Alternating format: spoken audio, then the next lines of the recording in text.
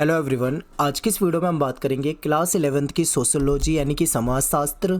और समाजशास्त्र की आपकी बुक 1 एंड बुक 2 दोनों ही बुक से शॉर्ट क्वेश्चन लॉन्ग क्वेश्चन दोनों तरह के क्वेश्चन करा दिए जाएंगे।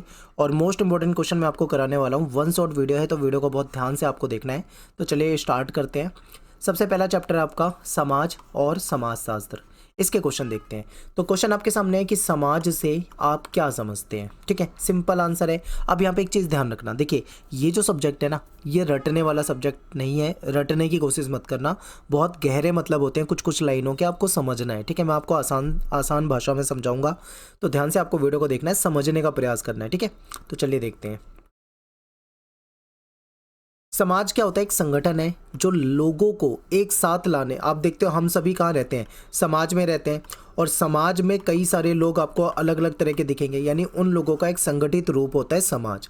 इसमें क्या होता है? लोग एक साथ आते हैं, एक साथ रहते हैं, एक दूसरे से बातचीत करते हैं, अपने विचारों को साझा करते हैं। ठीक है, और मूल्यों को स्थापित करते हैं। तो समाज जो है बहुत महत्वपूर्ण है। और मनुष्य जो होता है एक सामाजिक प्राणी होता है। सामाजिक प्राणी का मतलब क्या है? कि मनुष्य हमेशा समाज में ही रहता है, समाज में ही रह सकता है।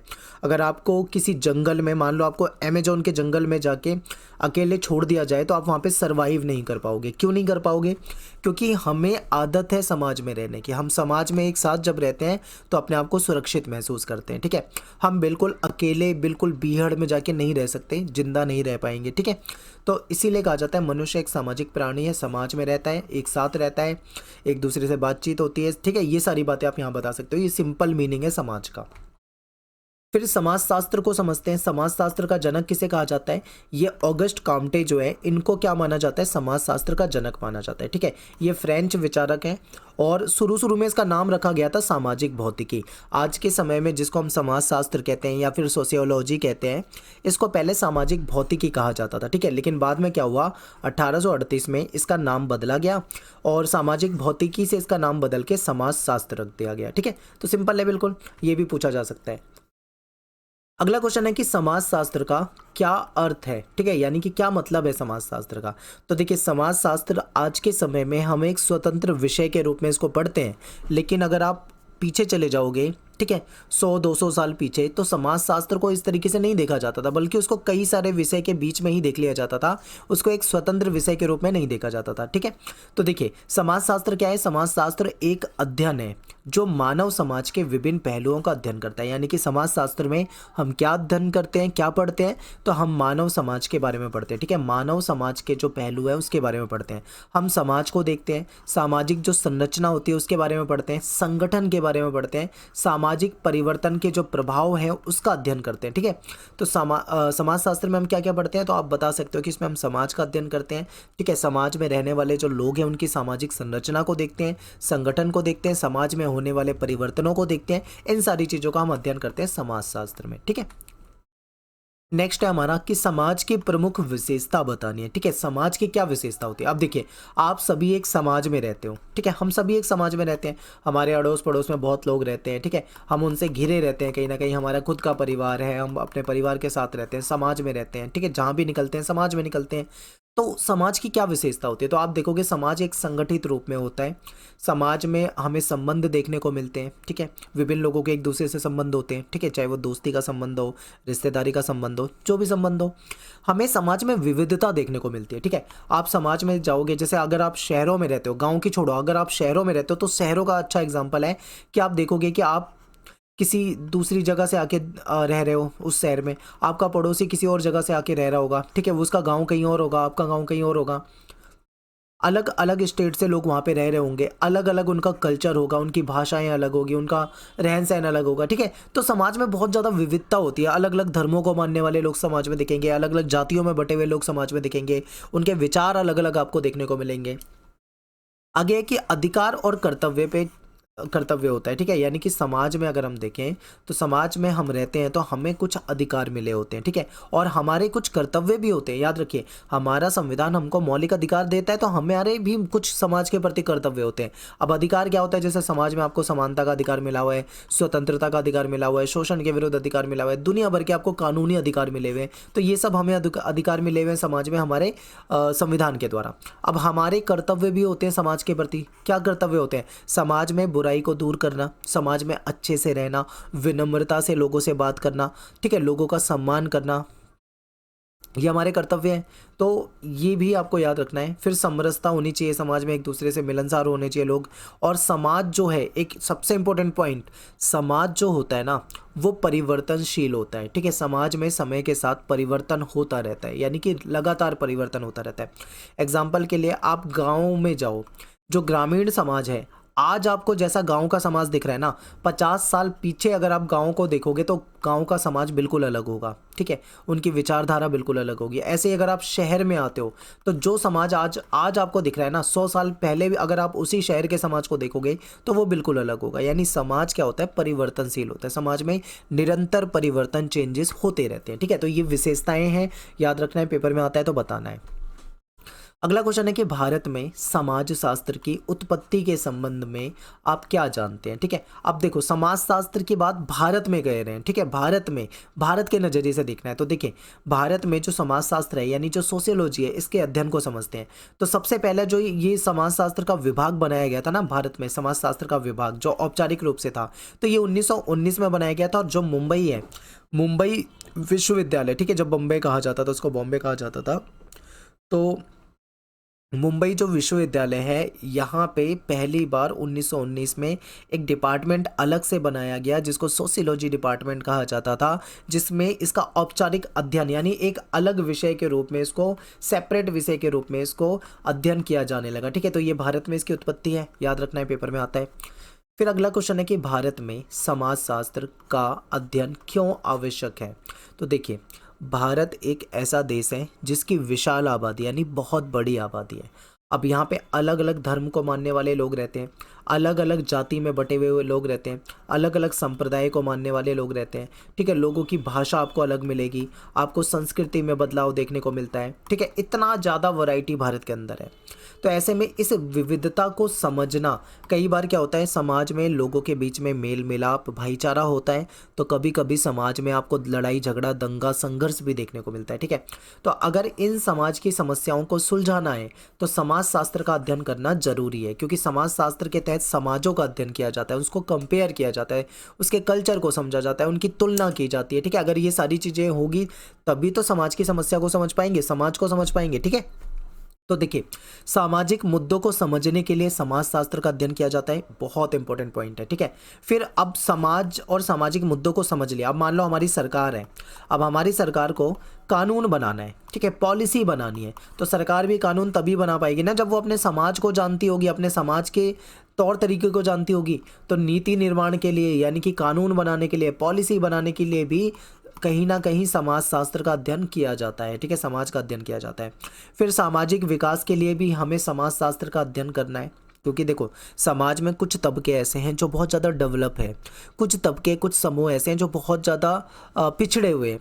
तो अब वो लोग पिछड़े हुए क्यों हैं भाई, तो उसके लिए पर्टिकुलर उनके समाज का अध्ययन करना पड़ेगा, तब जाके पता लगेगा कि ये क्यों पिछड़े हुए हैं, क्या इसके पीछे कारण है, क्या इसके रीज़न है, ठीक है। अगर उन समस्याओं को सुलझाना है, उनका विकास करना है, समाज में उनका विकास करना है, उनको बराबरी पे लाना है, तो समाज शास्त्र का अध्ययन करना जरूरी है, ठीक है। तो सामाजिक विकास के लिए समाज शास्त्र का अध्ययन जरूरी है, याद रखना है। समाज में अगर न्याय को बढ़ावा देना है तो समाज शास्त्र पढ़ना जरूरी है। सांस्कृतिक विविधता को समझना है, विविधता का सम्मान करना है, ठीक है, क्षेत्रीय अखंडता को बनाए रखना है, तब समाज शास्त्र का अध्ययन जरूरी है। तो ये सारे पॉइंट आप बता सकते हो, ठीक है। आगे चलते हैं।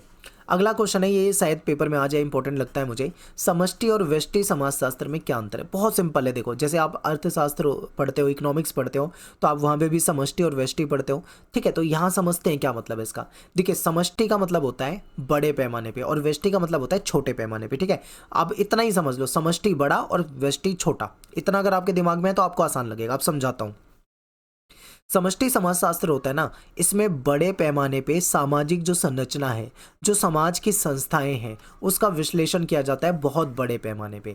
जबकि जो व्यष्टि समाजशास्त्र है, इसमें समाज के भीतर जो छोटे पैमाने पर सामाजिक संबंधों को पढ़ा जाता है, व्यक्तिगत व्यवहारों की जांच की जाती है, ठीक है, यानी छोटे लेवल पे, यहाँ पे बड़े लेवल पे। अब दूसरा पॉइंट देखते हैं, सामाजिक असमानता, सामाजिक परिवर्तन, संस्थान और वैश्विक प्रक्रियाओं को देखा जाता है, ठीक है, दिखता है।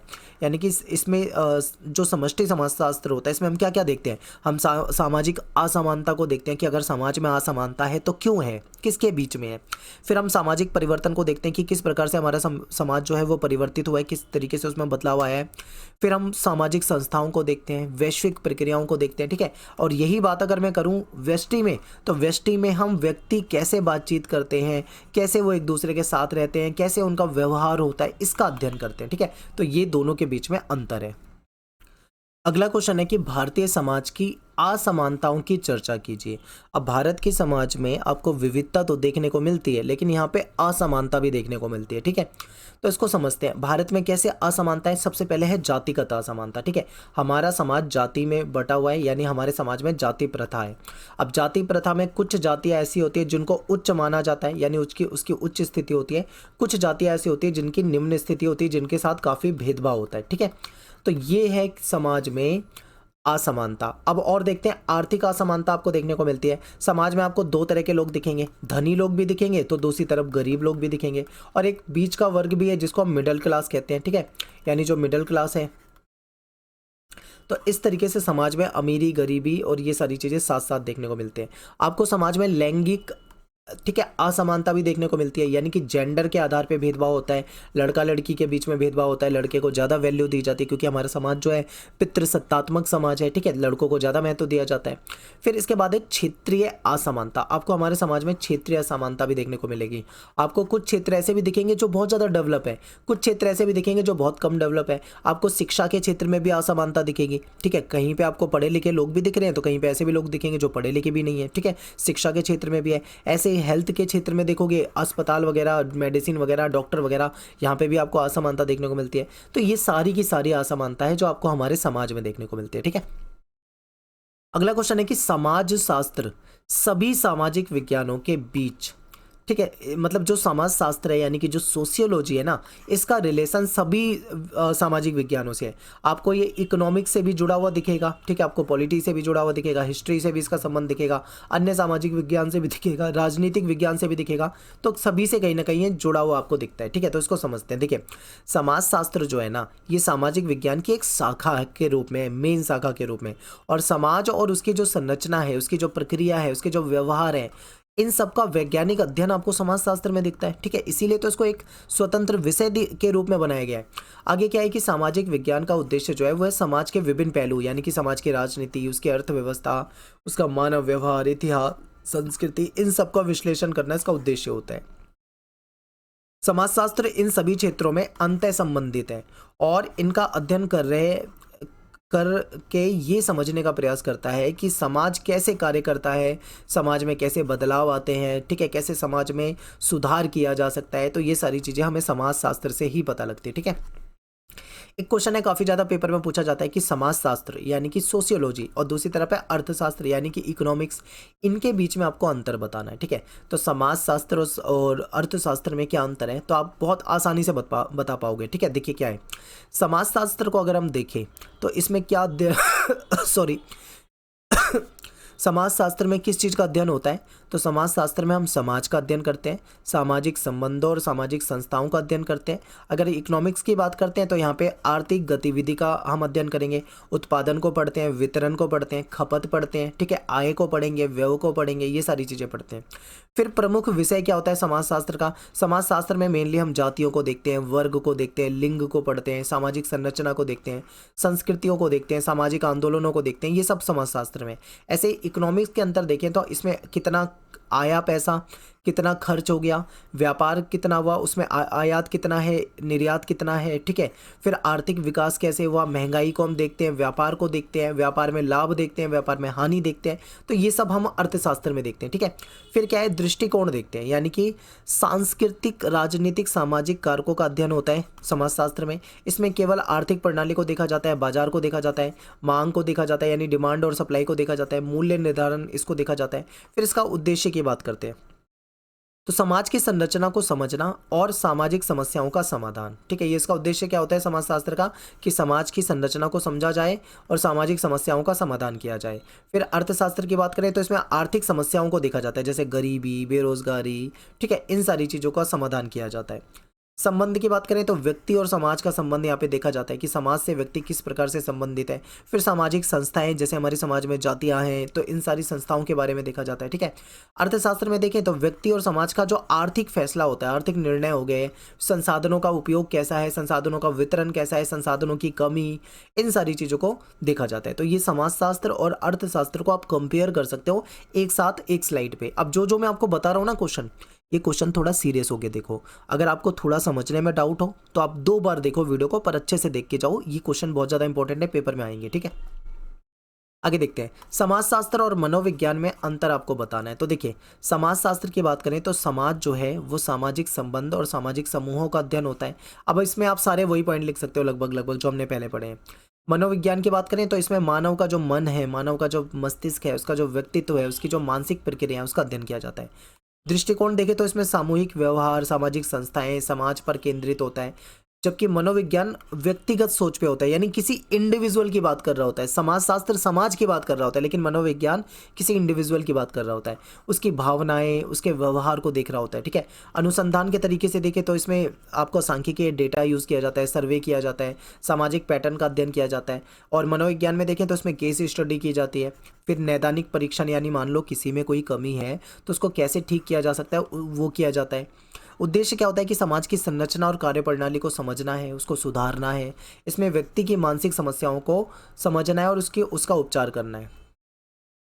अध्ययन का स्तर देखें तो इसमें समूह, समुदाय, संस्था, इन सब के स्तर पे अध्ययन किया जाता है, लेकिन इसका अध्ययन हमेशा व्यक्तिगत होता है। मनोविज्ञान हमेशा व्यक्तिगत स्तर पे होता है, ठीक है।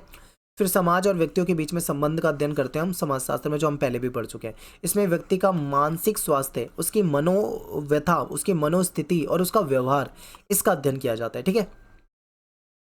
अगला क्वेश्चन है, कैसे राजनीतिक विज्ञान यानी कि पॉलिटिकल साइंस और समाजशास्त्र अलग हैं, आपको बताना है किस प्रकार से ये अलग है। तो देखिए, राजनीतिक विज्ञान जो है ना, इसमें हम राजनीति पढ़ते हैं, सरकार के बारे में पढ़ते हैं, सरकार के जो संरचना है उसके बारे में पढ़ते हैं।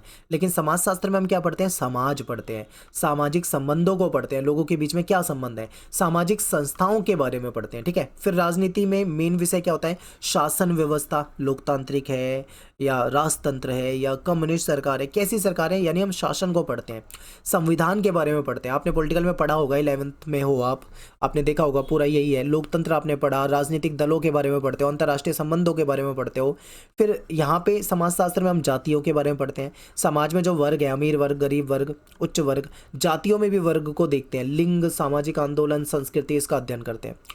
फिर इसमें क्या है कि राजनीतिक संस्थाओं और सत्ता के वितरण पर केंद्रित होती है ये, लेकिन ये जो है ये सामाजिक संरचना और सामूहिक व्यवहार पे केंद्रित होती है।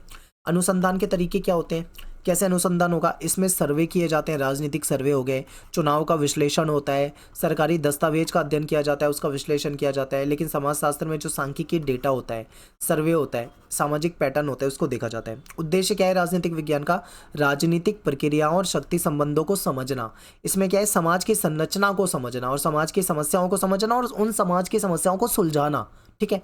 अब देखो, अध्ययन का स्तर स्थानीय स्तर पे भी होता है, राष्ट्रीय पे भी होता है, अंतर्राष्ट्रीय स्तर पे भी होता है। और इसमें देखें तो इसमें व्यक्ति से लेकर समूह तक सबका अध्ययन हो जाता है, यानी अलग अलग स्तर पे होता है, ठीक है। तो इस तरीके से आप इसको पढ़ सकते हो। अगला क्वेश्चन है, ये क्वेश्चन बहुत ज़्यादा पेपर में पूछा जाता है, एक सरल समाज होता है और एक जटिल समाज होता है, ठीक है। इन दोनों समाजों के बीच में क्या अंतर होता है। तो देखिए, सरल समाज की बात करें तो सरल समाज जो है वो गैर विभाजित सामाजिक संरचनाएं कम होती है, यानी ज़्यादा बटा हुआ नहीं होगा, और यहाँ पे सामाजिक संरचनाएं भी कम होगी, लोग एक जैसे ही होंगे, लगभग एक ही जाति के या एक टाइप के ही लोग होंगे। जटिल समाज जो होता है ना, इसमें कई संस्थाएं होंगी, वर्ग विभाजन होगा, यानी बहुत अलग अलग तरह के लोग होते हैं। जैसे मान लो आप शहर में रहते हो तो शहरों में क्या होगा, आपको जटिल समाज देखने को मिलेगा, ठीक है, क्योंकि हर पड़ोसी आपका अलग होगा, कोई बंगाल से होगा, कोई बिहार से होगा, कोई यूपी से होगा, कोई कहीं से होगा, ठीक है, किसी अलग अलग स्टेट के होंगे, अलग अलग कल्चर के होंगे, तो यहाँ पे जटिलता आपको ज़्यादा दिखेगी। फिर जनसंख्या के आकार की बात करें तो सरल समाज ज़्यादातर गांव वगैरह में होता है, तो इसकी जनसंख्या जो होती है सीमित होती है। लेकिन जटिल समाज को देखोगे तो इसकी जनसंख्या बड़ी होगी और अलग अलग वर्ग समूह होंगे, कल्चर अलग होगा, बिल्कुल, ठीक है। फिर सामाजिक संगठन की बात करें तो ये कम औपचारिक होगा। सरल समाज जो होगा वो कम औपचारिक होता है, अनौपचारिक नियम होते हैं, यानी कि बहुत मतलब सुलझे हुए लोग होते हैं बहुत, ठीक है। लेकिन जटिल समाज में आपको औपचारिक दिखेंगे, यानी फॉर्मेलिटी वाले लोग होंगे। जैसे मैं आपको एग्जांपल देता हूँ, आपको समझ में आ जाएगा। गांव में मान लो कोई व्यक्ति है, उसका एक्सीडेंट हो गया है, तो गांव के लोग तुरंत उसकी हेल्प करने जाएंगे। शहरों में क्या होता है, सड़कों पे, हाईवे पे कई बार मैंने ऐसा देखा है कि एक्सीडेंट हो जाता है, लोग उसकी हेल्प भी करने नहीं जाते, बगल से अपनी बाइक या गाड़ी लेके चले जाएंगे, वो वैसे ही पड़ा रहेगा। किसी का मन करेगा तो कोई जाके उसकी देख रेख कर सकता है, वरना कोई देखता भी नहीं है। ठीक है, लोग इतने बिजी रहते हैं, यानी कि बिल्कुल फॉर्मल हो चुके हैं, उन्हें कोई ज़्यादा मतलब ही नहीं है किसी से। तो इस तरीके के रिलेशन होते हैं। ठीक है, और तकनीकी विकास की बात करें तो निम्न स्तर का तकनीकी और औद्योगिक विकास होता है, लेकिन यहाँ पे आपको अच्छी स्तर का तकनीकी विकास देखने को मिलेगा। संबंध की बात करें तो व्यक्तिगत और प्रत्यक्ष संबंध होंगे, आमने सामने के संबंध होंगे, लेकिन यहाँ पे आपको औपचारिक या अप्रत्यक्ष संबंध देखने को मिलेंगे, इनडायरेक्टली मतलब संबंध होते हैं। ठीक है, विभाजन की बात करें तो सामाजिक भूमिकाओं में कम विभाजन होगा, और सामाजिक भूमिकाओं कार्यों में यहाँ पे आपको ज़्यादा विभाजन देखने को मिलेगा। आर्थिक संरचना की बात करें तो आत्मनिर्भरता, स्थानीय अर्थव्यवस्था, फिर जटिल व्यापार बाजार प्रणाली, ये सारी चीज़ें हो जाती हैं। ठीक है, इसके बाद अगला क्वेश्चन है कि औद्योगिकरण से समाज में आए बदलाव बताओ। जब समाज में उद्योग लगाए गए, औद्योगिकरण हुआ तो क्या बदलाव आया, तो समाज नगरीय बनता गया। ठीक है, नगरीय व्यवस्था बढ़ी, सामाजिक असमानता देखने को मिलेगी, श्रम विभाजन हुआ, वर्ग विभाजन देखने को मिलता है। ठीक है, लोगों को नए प्रकार के रोजगार मिले, आप ये बता सकते हो। अगला क्वेश्चन है कि समाजशास्त्र और इतिहास में क्या संबंध है, यानी हिस्ट्री और सोशियोलॉजी को कंपेयर करना है। तो देखो, समाजशास्त्र में हम आज का जो समाज है उसकी संरचना, उसकी प्रक्रिया को देखते हैं, संस्था को देखते हैं, लेकिन इतिहास में हम जो अतीत में घटनाएं हो चुकी है, जो 1600 में, 1800 में, 1200 में, 1000 साल पहले, 500 साल पहले, यानी पुरानी चीज़ों को भी इसमें हम पढ़ते हैं। ठीक है, और उस समय के समाज के विकास का अध्ययन करते हैं।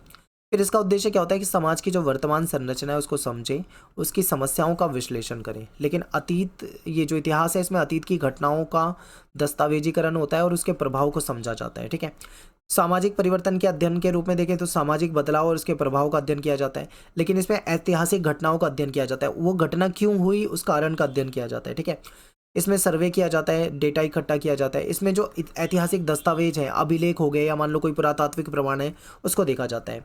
समाज का विकास, यानी समाज की वर्तमान स्थिति और भविष्य के बदलाव को समझा जाता है, इसमें अतीत के विकास और समाज के बदलाव की व्याख्या की जाती है। ठीक है, और अतीत की घटनाओं के प्रभाव से वर्तमान समाज की संरचना को समझा जाता है, लेकिन इसमें वर्तमान समाज को समझने के लिए अतीत की घटनाओं का विश्लेषण किया जाता है। ठीक है, बिल्कुल अपोजिट हो जाता है यहाँ पे। तो ये आप बता सकते थे। तो देखिए, ये चैप्टर 1 था। चैप्टर 1 में हमने सारे इंपॉर्टेंट क्वेश्चन पढ़े, और अब चलते हैं चैप्टर 2 की तरफ। पहला क्वेश्चन आपके सामने है कि सामाजिक समूह से आप क्या समझते हैं। तो देखिए, सामाजिक समूह क्या होता है, तो सामाजिक समूह जो होता है वो ऐसे व्यक्तियों का समूह होता है। ठीक है, ऐसे व्यक्तियों के समूह होता है जो एक साथ आपस में रहते हैं, एक दूसरे से बातचीत करते हैं। ठीक है, उनकी पहचान होती है या अपनेपन की भावना से वो जुड़े होते हैं एक दूसरे के साथ, उनके एक जैसे हित होते हैं। ठीक है, मानदंड और मूल्य रखते हैं समाज में। ये छोटे समूह होते हैं। ठीक है, इसमें मैत्री मंडली यानी कि अपना फ्रेंड सर्कल भी हो सकता है, बड़े बड़े संगठन भी हो सकते हैं, बड़े बड़े समुदाय या अलग अलग आकार के समुदाय भी हो सकते हैं। ठीक है, ये सारे सामाजिक समूह कहलाते हैं।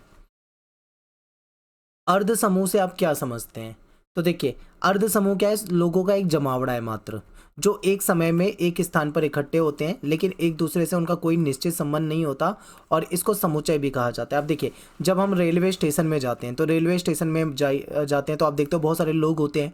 ठीक है, या फिर आप मान लो प्लेटफॉर्म पे बैठे हो और अपनी रेल का इंतजार कर रहे हो, आपकी ट्रेन आने का, तो आपकी हो सकता है किसी से दोस्ती हो जाए, आपके साथ में कोई बैठे हों लोग, उनसे आपकी बातचीत हो जाए, या रेल में आप जा रहे हो तो रेल में किसी से बातचीत हो जाए। तो आपका डायरेक्ट कोई संबंध नहीं है, लेकिन हो सकता है कुछ समय के लिए आप मिले, आपकी थोड़ी बहुत बातचीत हुई, उसके बाद भाई वो अपने घर, आप अपने घर, फिर आपका उनसे कभी दोबारा हो सकता है लाइफ में कभी मिलना भी ना हो पाए। तो ऐसे जो समूह होते हैं इसको हम अर्ध समूह या फिर समुच्चय कहते हैं। ठीक है, ऐसे ही बाजार में आप जाते हो, कितने सारे लोग बाजार में हमें मिलते हैं। ठीक है, लेकिन उसे हमसे कोई मतलब नहीं होता, हमें उससे कोई मतलब नहीं होता। अगला क्वेश्चन है कि संदर्भ समूह किसे कहते हैं, तो कुछ लोगों के लिए हमेशा ऐसे दूसरे समूह होते हैं जिनको वो अपने आदर्श की तरह देखते हैं। ठीक है, उनके जैसा बनना चाहते हैं, तो इसको संदर्भ समूह कहते हैं। जैसे कि देखिए, ज़्यादातर भारत में देखें हम, तो भारत के लोग जो है ना, वो पश्चिमी देशों से, पश्चिमी लोगों की जीवन शैली से बहुत प्रभावित रहते हैं। तो उनके जैसा बनना चाहते हैं, उनके जैसा बनने का प्रयास करते हैं, तो इसको संदर्भ समूह कह सकते हैं। ठीक है, तो इसमें क्या होता है कि वे समूह जिनकी जीवन शैली का अनुकरण किया जाता है, ये संदर्भ समूह कहलाते हैं। यानी कि पश्चिमी देशों की जीवन शैली को दुनिया भर के देश अपनाना चाहते हैं, अपनाते भी हैं, तो उनको संदर्भ समूह के रूप में हम देख सकते हैं। ठीक है, मध्यवर्गीय भारतीय बिल्कुल अंग्रेजों की तरह व्यवहार करने का प्रयत्न करते हैं, अपने आप को अंग्रेज का जैसा दिखाने की कोशिश करते हैं, अंग्रेज जैसा बनने का प्रयास करते हैं। ठीक है, भारतीय पुरुष जो है वो अंग्रेजी पुरुष की तरह बनना चाहते हैं, अंग्रेजों की तरह, लेकिन वो ये नहीं चाहते कि उनकी महिलाएं अपने रहन सहन में उनके जैसी हो जाए। ठीक है, महिलाओं को तो वो भारतीय ही रखना चाहते हैं, लेकिन खुद अंग्रेजों की तरह होना चाहते हैं। तो ये एक संदर्भ समूह है। अगला क्वेश्चन है कि भूमिका से क्या तात्पर्य है। तो देखिए, हर व्यक्ति, चाहे समाज में कोई भी हो, चाहे आप हो, चाहे मैं हूँ, चाहे कोई भी हो, हर व्यक्ति समाज में कोई ना कोई अपनी भूमिका निभाता है। ठीक है, उसकी कोई ना कोई जिम्मेदारी होती है, उसके कुछ कर्तव्य होते हैं, उससे कुछ ना कुछ अपेक्षाएं की जाती है, और वो उसकी सामाजिक स्थिति के आधार पर निर्धारित होती है। ठीक है, जैसे कि एक पिता है, उस पिता का कर्तव्य अपने बच्चों के प्रति, अपनी पत्नी के प्रति है, समाज के प्रति है। ठीक है, ऐसे एक टीचर है, तो टीचर का कर्तव्य अपने स्टूडेंट, अपने समाज, अपने परिवार के प्रति है, तो वो उसकी जिम्मेदारियां हो जाती हैं। ठीक है, उसकी जिम्मेदारी कह लो, उसके कर्तव्य कह लो, और उससे वही अपेक्षा की जाती है। तो ये आप बता सकते हो कि ये क्या है, ये भूमिका होती है। अगला क्वेश्चन है, परिस्थिति से क्या अभिप्राय है। तो सामाजिक स्थिति और इन स्थितियों से जुड़े जो निश्चित अधिकार या कर्तव्य होते हैं, इसको हम परिस्थिति कहते हैं। ठीक है, अब यहाँ पे याद रखना, परिस्थिति जो है इसको दो कैटेगरी में बांटेंगे, एक है प्रदत्त परिस्थिति, एक है अर्जित। अर्जित जो हमने खुद अर्जित की है, प्रदत्त मतलब जो हमको मिली है। तो इन दोनों में क्या अंतर होता है, इसको देखते हैं। प्रदत्त का मतलब है जन्म से, यानी मान लो किसी का कहीं पे जन्म हो गया, किसी का डॉक्टर के घर में जन्म हो गया। ठीक है, तो वो उसको प्रदत्त मिला है। अब वो उसके हाथ में थोड़ी था कि वो किसके घर में जन्म ले, वो तो किसी के घर में किसी का जन्म हो सकता है। तो ये प्रदत्त है, यानी ये जन्म से मिलता है। इसको आयु के आधार पे, जाति के आधार पे, प्रजाति के आधार पे, नातीदारी के आधार पे हम देख सकते हैं। अब जैसे कि मान लो किसी का जन्म किसी जाति में हो गया, तो वो उस जाति से रिलेटेड हो गया। ठीक है, अब वो उसी जाति से रिलेटेड रहेगा, यानी जो जन्म पे आधारित है एक तरह से, तो या अनैच्छिक रूप से आधारित है, तो इसको हम प्रदत्त कहते हैं। अर्जित क्या कहते हैं, जो हम अर्जित करते हैं समाज में आके, यानी व्यक्ति जब अपनी इच्छा से, अपनी क्षमता से, अपनी उपलब्धियों से, अपने गुणों से, ठीक है, चयन से प्राप्त करता है, इसको हम कहते हैं। जैसे हमारे एजुकेशनल क्वालिफिकेशन, अब देखो सभी का जन्म होता है, सबका जन्म हुआ, लेकिन कुछ लोग बहुत ज़्यादा पढ़ लिख जाते हैं, अच्छी नौकरी में चले जाते हैं, लेकिन कुछ लोग नहीं पढ़ पाते हैं या किसी दूसरे काम में चले जाते हैं। तो वो जो उनकी उपलब्धियाँ होती हैं, ठीक है, जो उन्होंने अपनी मेहनत से प्राप्त करी है, वो सब अर्जित परिस्थिति में आ जाती है। ठीक है, एक क्वेश्चन बहुत ज़्यादा इस चैप्टर से पूछा जाता है, वो ये है कि जाति और वर्ग में अंतर बताइए। तो जाति और वर्ग में क्या अंतर है। जाति तो क्या है, जन्म पे आधारित है, यानी जिसका जिस जाति में जन्म हो गया वो उसी जाति का रहेगा। ठीक है, आपका जिस जाति में जन्म हुआ है आप उसी जाति के रहोगे, आपके बच्चे भी उसी जाति के रहेंगे। ठीक है, जाति इस तरीके से जन्म पे आधारित होती है, लेकिन वर्ग जो है ना, ये सामाजिक परिस्थिति पे आधारित होती है। ठीक है, यानी समाज के द्वारा ये बनाया गया वर्ग जो है। फिर जाति एक बंद समूह है, इसको बदला नहीं जा सकता है। वर्ग एक खुली व्यवस्था होती है। ठीक है, वर्ग में बदला जा सकता है। जैसे मान लो आज कोई उच्च वर्ग में है, यानी अमीर है, ऊंचे वर्ग में, हो सकता है कल को वो गरीब हो जाए। कोई गरीब है, यानी निम्न वर्ग में है, गरीब वर्ग में, लेकिन हो सकता है कल को वो मेहनत करके ज़्यादा पैसे कमा के अमीर बन जाए। तो वर्ग में परिवर्तन हो सकता है, लेकिन जाति बंद समूह है, इसमें परिवर्तन नहीं रहेगा। ठीक है, जो जिस जाति का वो उसी जाति का रहेगा।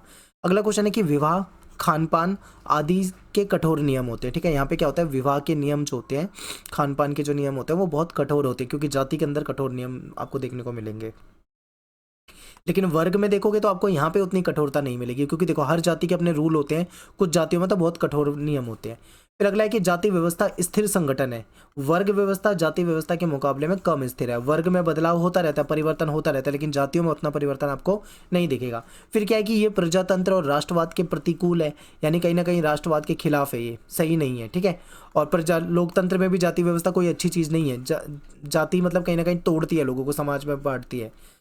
जबकि अगर वर्ग की बात करें तो ये प्रजातंत्र और राष्ट्रवाद में बाधक नहीं है, इससे कोई फर्क नहीं पड़ता। क्योंकि आप दुनिया का कोई भी समाज देख लो, ठीक है, किसी भी देश में देख लो, वर्ग आपको सभी जगह मिलेंगे। ठीक है, अमीर वर्ग, गरीब वर्ग, उच्च वर्ग, निम्न वर्ग, ये वर्ग आपको दुनिया के सभी समाज में मिलते हैं। ठीक है, अगला क्वेश्चन देखिए, सामाजिक स्तरीकरण से क्या अभिप्राय है। तो आप देखते हैं कि समाज में लोगों के बीच में भेद होता है। ठीक है, दुनिया के किसी भी समाज में चले जाओ, वहाँ पे ऊंच नीच दिखेंगे, यानी ऊंचे नीचे समाज होंगे, छोटे बड़े के आधार पे आपको अलग अलग स्तर में बटे हुए लोग दिखेंगे। तो इसी को सामाजिक स्तरीकरण कहा जाता है। ठीक है, अगला क्वेश्चन है कि सामाजिक नियंत्रण जो है इसको समझाइए।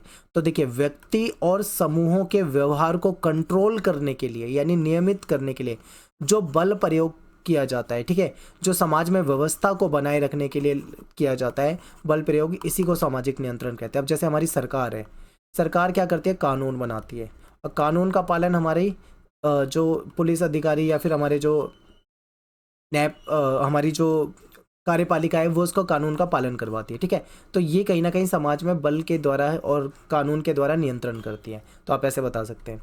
अगला क्वेश्चन है कि सामाजिक नियंत्रण के प्रकार पे चर्चा करनी है और उदाहरण सहित बताना है। ठीक है, तो सामाजिक नियंत्रण के प्रकार को दो हिस्सों में बांटेंगे, औपचारिक नियंत्रण और अनौपचारिक नियंत्रण। ठीक है, इन दोनों हिस्सों को समझते हैं। सबसे पहले औपचारिक की बात कर लेते हैं, यानी जब नियंत्रण संहिताबद्ध हो, व्यवस्थित साधन प्रयोग किए जाते हों, तो ये औपचारिक सामाजिक नियंत्रण के रूप में जाना जाता है। ठीक है, संहिताबद्ध मतलब लिखित में, जब ये चीज़ें लिखित में हो, जैसे हमारा जो कानून होता है, ठीक है, ये सब लिखित में है, तो उसके आधार पे जो चीज़ें लागू कराई जाती है उसे औपचारिक बोलेंगे।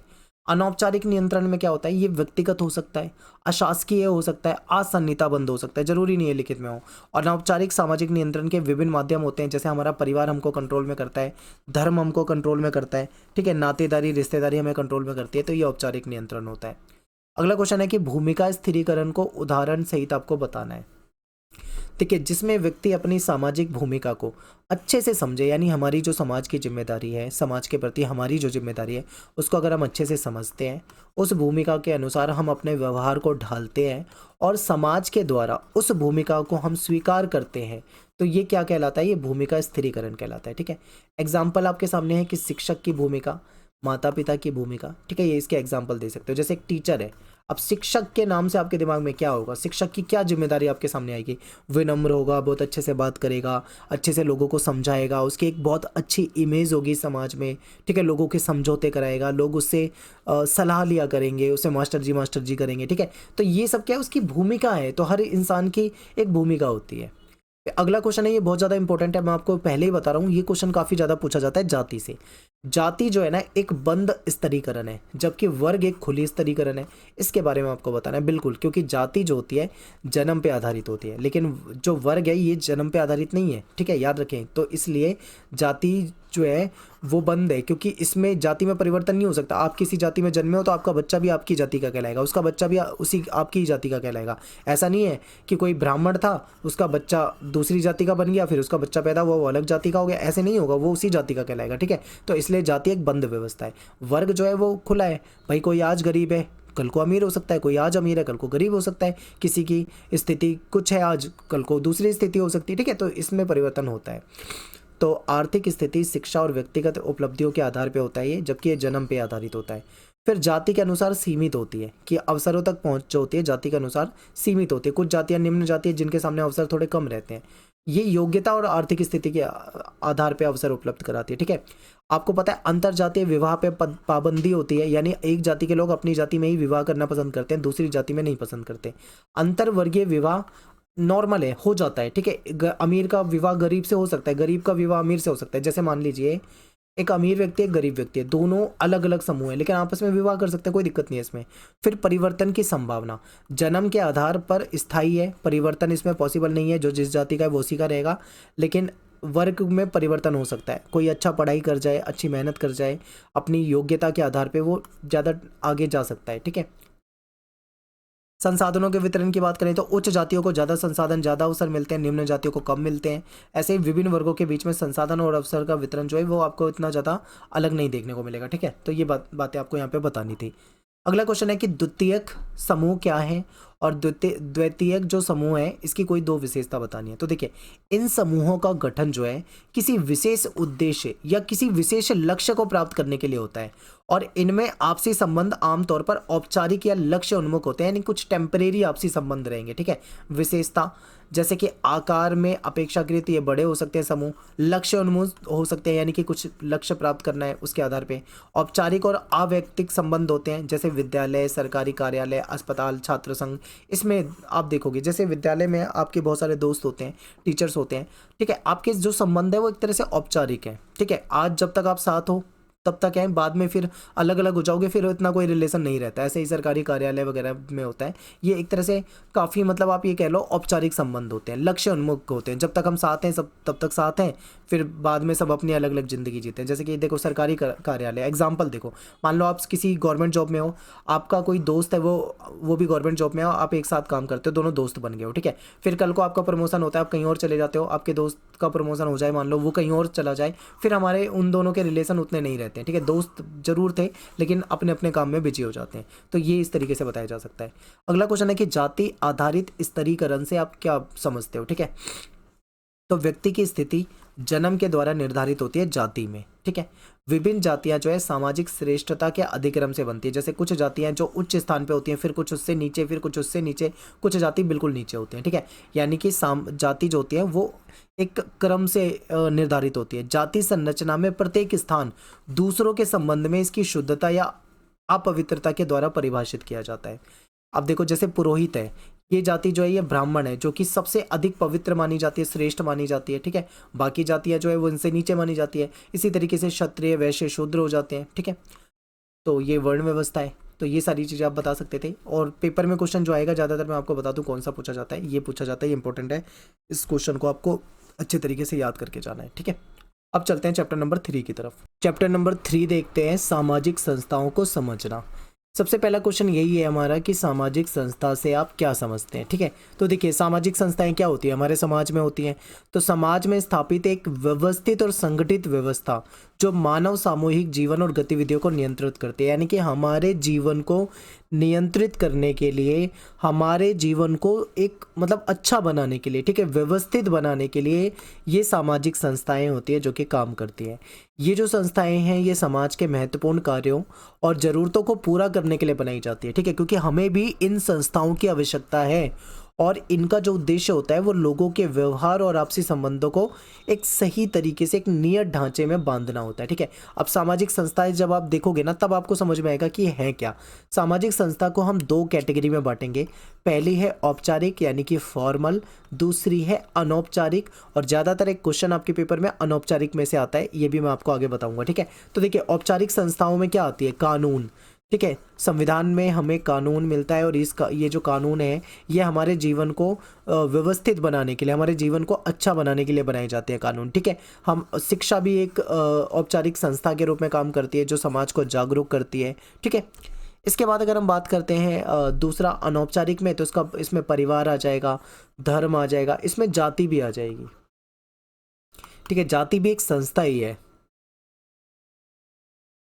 अगला क्वेश्चन है कि परिवार से क्या तात्पर्य है। तो परिवार एक नैसर्गिक सामाजिक संस्था है, यानी परिवार भी हमारा एक सामाजिक संस्था होती है। और परिवार जो होता है वो अनेक महत्वपूर्ण कार्य करता है, जो समाज की जो बुनियादी आवश्यकता है उसको पूरा करता है, सामाजिक व्यवस्था को स्थायी बनाने में हमारी सहायता करता है, ठीक है। और परिवार जो है एक बच्चे का लालन पालन पोषण, उसको योग्य बनाने का कार्य करता है, ठीक है। अब परिवार को हम कई कैटेगरी में बांट सकते हैं, ठीक है। देखिए अगर हम इसको निवास स्थान या फिर आवास के आधार पे देखें तो यह मातृ स्थानिक हो सकता है, यानी कोई अपनी माता के परिवार में रहता है, माता के घरों में रहता है, या पितृ स्थानिक हो सकता है, ठीक है। फिर अधिकार और प्रभाव के आधार पे देखें तो यह मातृतंत्रात्मक या पितृतंत्रात्मक हो सकता है। वंश के आधार पे देखें, परिवार के आधार पे, तो यह मातृवंशीय या पितृवंशीय हो सकता है। विवाह से क्या तात्पर्य है, तो विवाह जो होता है एक औपचारिक, आप ये लगा लो कि विवाह जो होता है 2 व्यक्ति के बीच में एक सामाजिक और कानूनी रूप से मान्यता प्राप्त मिलन है, यानी कि इसमें एक फीमेल है और एक मेल है, इनका विवाह कराया जाता है, समाज के द्वारा कराया जाता है, समाज में कराया जाता है, और ये कानूनन लीगल रूप से मान्य होता है, ठीक है। और इसको मान्यता प्राप्त होती है, जिसमें आमतौर पर आपसी अधिकार और दायित्व शामिल होते हैं। इसमें हमारे अधिकार भी होते हैं और हमारी जिम्मेदारियां भी होती है। जब शादी के बंधन में बंधते हैं तो एक नया परिवार मिलता है, एक नया जीवन मिलता है और कुछ जिम्मेदारियां भी आती हैं, ठीक है। अब बात करते हैं ये जो विवाह होता है ना ये कई प्रकार के होते हैं, ठीक है। तो विवाह को हम संख्या के आधार पे भी देख सकते हैं, जैसे एक विवाह या बहुविवाह। एक विवाह आप जानते हैं जहाँ पे एक विवाह में क्या होता है, एक पति रखना या फिर एक पत्नी रखना, ये एक विवाह है। बहुविवाह में आप देखते हो कि एक से अधिक पति हो सकते हैं या एक से अधिक पत्नियां हो सकती हैं, ठीक है। नियमों के आधार पे भी विवाह के स्वरूप को देखें तो अंतर्विवाह या बहिर्विवाह हो सकता है। अब अंतर्विवाह में क्या होता है, मतलब अपनी कास्ट में शादी करना। जैसे मान लो आपकी जो जाति है, आप जिस जाति के हो, अगर आप उसी जाति में शादी करते हो, जिस कल्चर के हो उसी कल्चर में शादी करते हो, तो ये आपका अंतर्विवाह हो जाता है, ठीक है। यानी जिस सांस्कृतिक समूह में आप रहते हो उसी में अगर आप शादी करते हो, अपनी, ज़्यादातर यही होता है हमारे समाज में, अपनी जातियों में ही शादी की जाती है, ठीक है। लेकिन दूसरा भी एक विवाह का प्रकार है जिसको बहिर्विवाह कहते हैं, यानी व्यक्ति अपने समूह से बाहर विवाह करता है। आज के समय में क्या है, अलग अलग जाति के लोग भी आपस में विवाह करते हैं, ठीक है, तो इसको बहिर्विवाह भी कहा जाता है। तो दोनों ही अपने अपनी जगह पे सही है, जो जिसको सही लगे। अब चलते हैं आगे। अगला क्वेश्चन है, इंपॉर्टेंट है कि जनगणना से स्पष्ट होता है कि परिवार लिंगवादी है। समझाइए। देखिए, परिवार कहीं ना कहीं जेंडर को मानता तो है ही। एग्जाम्पल से आपको अच्छे से समझ में आएगा। अब आगे देखो, क्या होता है कि आधुनिक समाज में ये प्रचलित है कि लड़का जो होता है ना, ये मतलब माना जाता है कि लड़का जो है वो वृद्धावस्था में जो अपने माता पिता हैं उनकी मदद करेगा, ठीक है। लड़की जो है वो विवाह करके शादी करके दूसरे के घर में चली जाएगी। तो ये प्रचलन है हमारे समाज में। तो इसलिए लड़की जो होती है उस पर कम खर्चा किया जाता है और लड़के पे ज़्यादा धन खर्च किया जाता है, ठीक है। इस कारण ही कन्या भ्रूण हत्या को भी बढ़ावा मिलता है, आप जानते ही हैं इस चीज़ को। और अन्य भी कारक है। शिक्षा के क्षेत्र में भी आपको लैंगिक भेदभाव दिखेगा। लड़का होगा तो उसको ज़्यादा अच्छी एजुकेशन देने की कोशिश की जाती है। स्वास्थ्य में भी आपको ये चीज़ें देखने को मिलेगी। आर्थिक निर्भरता में भी आपको ऐसा जेंडर वाला भेदभाव देखने को मिलेगा। परिवार में अगर भूमिकाओं की बात करेंगे, जिम्मेदारियों की बात करेंगे, तो उसमें भी लड़के की अलग भूमिका आपको देखने को मिलेगी, ठीक है। संपत्ति के अधिकार में भी देखोगे तो लड़के को ही अधिकार दिया जाता है। तो ये सारे अन्य कारक भी हैं जिसे आप बता सकते थे पेपर में। अगला क्वेश्चन है कि परिवार के स्वरूप में आ रहे परिवर्तन का उल्लेख कीजिए। देखिए, पहले का परिवार का स्वरूप, आज से आप 100 साल पीछे चले जाओ या 50 साल पीछे चले जाओ, 100 साल 50 साल पीछे जो परिवार होते थे और आज जो परिवार होते हैं उसमें बहुत ज़्यादा फर्क है। स्वरूप में परिवर्तन आ रहा है। वो कैसे है, इसको थोड़ा समझ लो, ठीक है। ये पेपर में आ सकता है।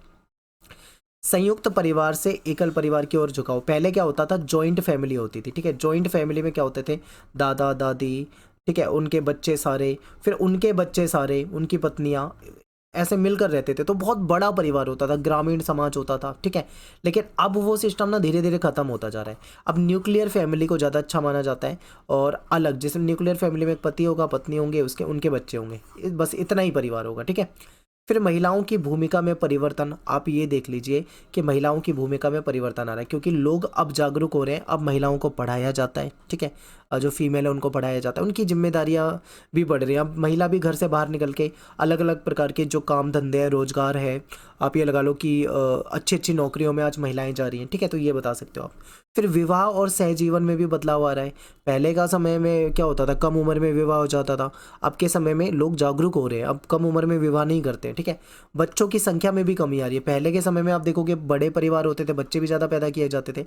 अब के समय में महंगाई, खर्चा, जिम्मेदारी इतनी हो गई है, नहीं हो पाता है, ठीक है। लोग नहीं चाहते हैं कि ज़्यादा बच्चे करें, एक दो बच्चे होते हैं, उन्हीं को पालना बहुत मुश्किल हो जाता है। लिंग समानता की दिशा में प्रगति, ठीक है, लैंगिक समानता की दिशा में प्रगति। अब जो जेंडर वाला जो भेदभाव है धीरे धीरे पहले के मुकाबले तो बहुत कम हो गया है। गैर पारंपरिक परिवारों का उदय होता जा रहा है, नए नए प्रकार के परिवार बनते जा रहे हैं, ठीक है। अगला क्वेश्चन है, नागरिकता के अधिकारों में नागरिक, राजनीतिक और सामाजिक अधिकार शामिल है। इस कथन को बताना है। तो देखिए, जो हम नागरिक हैं जैसे हमारे देश के, तो हमको बहुत सारे राजनीतिक अधिकार मिले हैं, सामाजिक अधिकार मिले हैं, ठीक है। इसको हम आगे चर्चा करेंगे, लेकिन हम पहले ये समझ लेते हैं नागरिकता क्या है। नागरिकता को आप केवल किसी देश के नागरिक होने तक मत समझना कि केवल किसी देश की पूरी मेंबरशिप मिली हुई है तो आप उसके नागरिक हो, बल्कि इसके साथ साथ आपको अधिकार भी मिलते हैं। और केवल अधिकार भी मत समझना, इसके साथ साथ आपके कुछ कर्तव्य भी बनते हैं, ठीक है। आप नागरिक हो किसी देश के, यानी भारत के, तो भारत के एक संविधान के तहत आपको क्या मिलता है, विभिन्न प्रकार के अधिकार मिलते हैं, ठीक है। अब अधिकार आपको मिलते हैं तो आपके भी कुछ कर्तव्य होते हैं ना, देश के प्रति, संविधान के प्रति। तो ये सारी चीजें नागरिकता में आती है। अब देखो, अब हमें क्या करना है, हमें ना इन अधिकारों को अलग अलग करके पढ़ना है। सबसे पहले हम नागरिक अधिकार की बात करते हैं। इसमें क्या है कि हमको रहने की जगह चुनने का अधिकार है। आप पूरे देश में जहां रहना चाहते हो वहां रह सकते हो। आपको भाषण और धर्म की स्वतंत्रता है, आप भाषण दे सकते हो, ठीक है। धार्मिक विचारों को अपने मान सकते हो। संपत्ति का अधिकार है, आपको कानून के समान समानता है, न्याय का अधिकार है। ये सब हमारे नागरिक अधिकार कहलाते हैं। राजनीतिक अधिकार की अगर मैं बात करूं करूँ इसमें क्या आता है, राजनीतिक अधिकार में आप चुनाव भी लड़ सकते हो, आप मतदान कर सकते हो, आप अपनी राजनीतिक पार्टी बना सकते हो, ठीक है, वोट दे सकते हो, ये सारे आपके अधिकार हैं। और फिर सामाजिक अधिकार, इसमें व्यक्ति को कुछ न्यूनतम स्तर तक आर्थिक कल्याण और सुरक्षा प्राप्त होने का विशेष अधिकार मिला होता है, ठीक है, तो ये हो जाएंगे आपके अधिकार। इसके बाद एक क्वेश्चन है कि राज्य की संकल्पना स्पष्ट कीजिए। देखिए राज्य जो होता है इसकी एक निश्चित क्षेत्र होता है, एक निश्चित भूमि होती है, उसकी उस पर रहने वाली एक जनसंख्या होती है, सरकारें होती है जो वहाँ पे शासन चलाती है, संप्रभुता होती है कि वो अपने क्षेत्र में जिस तरीके से उस तरीके से शासन चला सकते हैं। नेक्स्ट है कि शिक्षा सामाजिक स्तरीकरण के मुख्य अधिकर्ता के रूप में कार्य करती है, बताइए। तो देखिए शिक्षा जो है ना एक जीवन पर्यंत चलने वाली प्रक्रिया, यानी लाइफ टाइम चलती है शिक्षा। अब आपके मन में क्वेश्चन आएगा ऐसे कैसे हो सकता है भाई, लाइफ टाइम कैसे चलेगी। हम मान लो कोई बच्चा है वो 11वीं के बाद आगे एजुकेशन ना ले तो उसकी शिक्षा तो खत्म। कोई कहेगा मैं 12वीं पढ़ता हूँ, 12वीं के बाद नहीं पढ़ना चाहता, कोई BA कर ले, कोई MA कर ले, MA के बाद कभी तो वो पढ़ाई छोड़ता है ना, तो वो औपचारिक शिक्षा होती है। देखो शिक्षा दो तरह की होती है, एक होती है औपचारिक जो आप इस स्कूल इंस्टीट्यूट से लेते हो, कॉलेज वगैरह में लेते हो, एक होती है अनौपचारिक। अनौपचारिक जो आप कहीं भी किसी से कुछ भी सीख जाते हो, ठीक है। तो औपचारिक शिक्षा की एक लिमिट होती है, आप 12वीं पढ़ोगे, ग्रेजुएशन पढ़ोगे, MA करोगे, किसी कंपटीशन की तैयारी करोगे, तब पढ़ोगे। एक टाइम ऐसा आएगा जब आप पढ़ाई वढ़ाई छोड़ के अपने जीवन में व्यस्त हो जाओगे, ठीक है, परिवार चलाओगे, वो अलग है, वो औपचारिक है। लेकिन अनौपचारिक शिक्षा क्या है, जो आप जीवन भर सीखोगे, आप हर उम्र में हर एज में कुछ ना कुछ सीखते रहोगे, तो वो अनौपचारिक शिक्षा है। तो शिक्षा जो है ना वो लाइफ टाइम चलने वाली होती है, 50 साल की उम्र में भी आदमी बहुत कुछ सीखता है, ठीक है। आर्थिक अवसरों का निर्धारण शिक्षा के माध्यम से ही होता है। अब यहाँ पे हम क्या करेंगे, थोड़ा डिटेल में ना इसको समझेंगे। देखिए श्रम का आर्थिक विभाजन बढ़ रहा है, घर से कार्यों का विभाजन हो रहा है, ठीक है, घर के कार्यों का भी विभाजन हो रहा है। विशिष्ट शिक्षा और दक्षता प्राप्त करने की आवश्यकता महसूस हो रही है। जो एजुकेशनल इंस्टीट्यूट है इसमें वर्ग और जाति का प्रभाव रहता है, शिक्षा वर्ग में परिवर्तन करती है, ठीक है, ये भी आपको देखने को मिलेगा। और अगला क्वेश्चन है कि धर्म समाज में महत्वपूर्ण है, समझाइए। यानी हमारे समाज में धर्म जो होता है वो बहुत महत्वपूर्ण होता है, तो कैसे। देखिए धर्म जो है एक समाज शास्त्रीय संस्था के रूप में काम करती है और साझा मान्यता और प्रथाओं और नैतिक मार्गदर्शन, सामाजिक नियंत्रण और पीढ़ियों और समुदायों में सांस्कृतिक संचरण के माध्यम से सामाजिक मानदंड और पहचानों का सामंजस्य आकार देती है, ठीक है। अब देखिए मैं इसको और आसान करके समझाता हूँ। धर्म क्या है, एक समाज शास्त्रीय संस्था है। धर्म जो है इसको हम साझे रूप से मानते हैं, ठीक है। जैसे मान लो हम हिंदू हैं, ठीक है, आप हो सकता है किसी और धर्म से हो, तो हम जो हमारा धर्म है उसको सामाजिक रूप से मानेंगे। हमारा एक पूरा समाज होगा, हिंदू समाज, जो अपने अपने तरीके से अपने धर्म को मान सकता है, ठीक है। ये हमारा नैतिक मार्गदर्शन करता है। अगर आप धार्मिक किताबों को पढ़ते हो तो नैतिक रूप से आपका मार्गदर्शन करेगा कि हमें अच्छा कर्म करना चाहिए, हमें ये नहीं करना चाहिए, हमें वो नहीं करना चाहिए, ठीक है। उसमें सही गलत का हमको पता लगता है, सामाजिक नियंत्रण के बारे में पता लगता है, पीढ़ी समुदायों के बारे में पता लगता है, सांस्कृतिक संचरण कैसा करना चाहिए, ठीक है, किस प्रकार से अपने धर्म की रक्षा करनी चाहिए, सारी चीज़ें हमको पता लगती है धर्म से। अब धर्म का महत्व क्या है ये इंपॉर्टेंट है। देखो नैतिक और आचरिक मार्गदर्शन हमको मिलता है, कैसे हमें नैतिक रूप से रहना चाहिए, कैसा आचरण करना चाहिए, जैसे हमें विनम्रता से बात करनी चाहिए, हमें चोरी नहीं करनी चाहिए, हमें लड़ाई झगड़ा नहीं करना चाहिए, ठीक है। ये सारी चीज़ें हमें धर्म से सीखने को मिलती है। फिर सामाजिक एकता, यानी सामाजिक एकता और सामूहिक पहचान की बात करता है धर्म, कि अभी सभी धर्म के लोग जो हैं वो अपने आप को एकजुट करें, अपने धर्म की रक्षा के लिए अपने साथ रहें, ठीक है, ये सारी बातें होती हैं। फिर सांस्कृतिक संरक्षण, यानी अपने कल्चर को बचाना, अपने सामाजिक नियंत्रण पे ध्यान देना, मानवता और सेवा की भावना पे काम करना, ये सब धर्म का महत्व हो जाता है। एक क्वेश्चन है कि शक्ति का उपयोग सत्ता के माध्यम से किया जाता है, इस कथन के बारे में आपको बताना है। तो देखिए शक्ति जो है ना, यानी पावर, शक्ति जो है व्यक्ति या समूहों के द्वारा दूसरों के विरोध के बावजूद अपनी इच्छा पूरी करने की योग्यता है। यानी कि कोई विरोध कर रहा है लेकिन फिर भी आप अपनी इच्छा को पूरा कर रहे हो, तो वो शक्ति के माध्यम से हो सकता है। वैध यानी लीगल, जो समाज के द्वारा स्वीकृत हो। शक्ति का मतलब यहाँ पे ऐसी शक्ति होनी चाहिए जो समाज के द्वारा स्वीकृत हो, ठीक है, कानून के द्वारा स्वीकृत हो। सत्ता, शक्ति का वह रूप है जिसे वैध होने के रूप में स्वीकार किया जाता है, यानी कि जिसे सही और न्यायपूर्ण माना जा सकता है, ठीक है। सत्ता का मतलब ये है कि जो वैध हो, जो सही तरीके से काम करे। सत्ता का मतलब जो सरकारें हैं वो सही तरीके से काम करे, सबके भले के लिए काम करे, ठीक है। वैध होनी चाहिए और न्यायपूर्ण होनी चाहिए, यानी कि किसी के साथ भेदभाव ना करते हो, इस तरीके की सत्ता होनी चाहिए। अगला क्वेश्चन है कि राज्य के प्रति दो दृष्टिकोण की व्याख्या करो। देखो राज्य मतलब सरकार से, यहाँ पे राज्य के प्रति दो प्रकार के दृष्टिकोण है, एक है प्रकार्यवादी और एक है संघर्षवादी। अब प्रकार्यवादी क्या मानते हैं ये समझिए। जो ये दृष्टिकोण है, ये नजरिया ये कहता है कि राज्य जो है ना, इसको समाज के सभी अनुभागों के हितों के प्रतिनिधि के रूप में देखता है, यानी कि राज्य यानी कि सरकार जो है वो समाज के सभी लोगों के, यानी समाज में जितने भी तबके हैं सबके भले के लिए काम करेगा राज्य, यह है प्रकार्यवादी। लेकिन जो संघर्षवादी है वो ऐसा नहीं मानता। वो क्या कहता है? वो कहता है कि राज्य जो है वो समाज के प्रभावशाली अनुभाग के प्रतिनिधि के रूप में, यानी कि समाज में जो प्रभावशाली वर्ग है, जो उच्च वर्ग है, केवल राज्य उनकी ही सुनता है, उनके लिए ही कार्य करता है। तो ये संघर्षवादी दृष्टिकोण हो जाता है। ठीक है, लास्ट क्वेश्चन है कि आधुनिक समाज में आर्थिक व्यवस्था के विशिष्ट लक्षण के बारे में आपको बताना है। तो आज के समाज में अगर आप देखोगे, आधुनिक समाज में देखोगे, तो जनसंख्या का बहुत छोटा भाग कृषि के कार्य में लगा हुआ है। ठीक है, देखो समाज में लोग अपनी आर्थिक मतलब अपनी ज़िंदगी चलाने के लिए पैसा तो कमाते हैं, पैसा कमाने के लिए कोई ना कोई काम करते हैं। तो वही आपको बताना है, जैसे कि समाज में एक कुछ हिस्सा कृषि के काम में लगा हुआ है, कुछ लोग उद्योगों में लगे हुए हैं, यानी कि कृषि का भी अब औद्योगिकरण होता जा रहा है। ठीक है, अधिकांश ज़्यादातर जो काम हो रहा है वो मशीनों से किया जाने लगा है, और लाभ के उद्देश्य से व्यापार किया जाता है, यानी व्यापार में भी कुछ लोग लगे हुए हैं। कुछ लोग केमिकल वगैरह उर्वरक जो है उस पर निर्भर रहते हैं, वो उसका काम करते हैं। तो समाज जो है आधुनिक रूप से अगर हम देखें आधुनिक समय में, तो आर्थिक व्यवस्था में कई हिस्सों में काम करता है। ठीक है, तो ये हमारा तीसरा चैप्टर था। अब बात करते हैं इस बुक के लास्ट चैप्टर की। चैप्टर नंबर 4 है संस्कृति तथा सामाजिकरण। पहला क्वेश्चन है कि संस्कृति शब्द पर विस्तार पूर्वक चर्चा कीजिए, यानी संस्कृति का मतलब क्या होता है। संस्कृति क्या होती है? एक समूह की साझा मान्यता होती है, मूल्य होते हैं साझा, रीति रिवाज, कल्चर, प्रथाएं, इसका संग्रह होता है जो उनके व्यवहार बातचीत को प्रभावित करती है। अब देखिए कोई समाज है, मान लीजिए, उस समाज की जो संस्कृति होगी, कल्चर होगी, जो उनके त्यौहार होंगे, जो उनके रीति रिवाज होंगे, उनका पहनावा, उनका रहन सहन, उनका खान पान, उनका व्यवहार, वो सारी चीज़ें उनके कल्चर के अंतर्गत आ जाता है, उनकी संस्कृति के अंतर्गत आ जाता है। ठीक है, इसमें उनकी लैंग्वेज भी होगी, यानी भाषा भी होगी, उनकी परंपराएं भी होंगी, प्रथाएं जो वो मानते होंगे, उसमें कलाएं भी आ जाएंगी, और उसमें मानदंड सारे चीज़ें आ जाती है। ठीक है, संस्कृति में व्यवहार करने के लिए आपको संस्कृति की आवश्यकता होती है।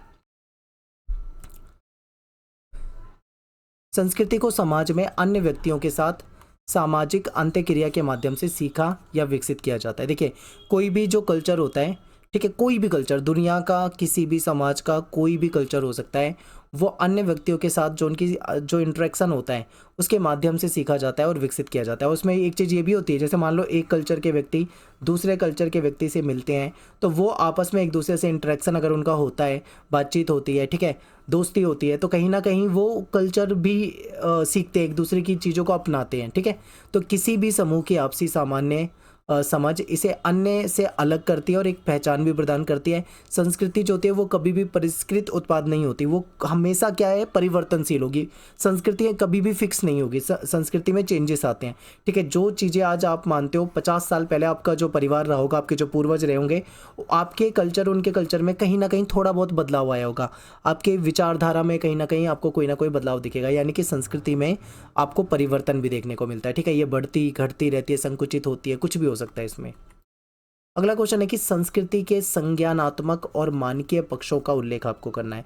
तो संस्कृति के अगर हम आयाम देखें तो इसमें एक संज्ञानात्मक पक्ष होता है, एक मानकीय पक्ष होता है, एक भौतिक पक्ष होता है। ठीक है, तो इसको समझते हैं। संज्ञानात्मक पक्ष सबसे पहले नंबर पे क्या होता है, इसको समझते हैं। देखिए संस्कृति का संज्ञानात्मक आयाम में साझा मानसिक ढांचा, साझे विश्वास, साझे मूल्य, साझा ज्ञान प्रणालियाँ, ये सारी चीज़ें शामिल की जाती है। ठीक है, लोगों के दुनिया को देखने का क्या नज़रिया है, उनकी कैसे वो व्याख्या करते हैं, कैसी वो प्रतिक्रिया देते हैं, ये सारी चीज़ें इसमें आ जाती है। ठीक है, अगर मैं मानकीय पक्ष की बात करूं तो यहाँ पे मानक, आयाम, साझा नियम, मानदंड, अपेक्षा वगैरह होगा, जिसमें क्या होता है कि एक समूह के भीतर जो चीज़ें स्वीकार्य की जाती है, जो चीज़ें निर्देशित की जाती है, ठीक है, या जो उसका मार्गदर्शन है, कैसे मतलब वो व्यक्ति हैं उस समाज के, कैसे वो बातचीत करते हैं, कैसे वो समाज में भूमिकाएं निभाते हैं, ये सारा उनका मानकीय पक्ष कहलाएगा।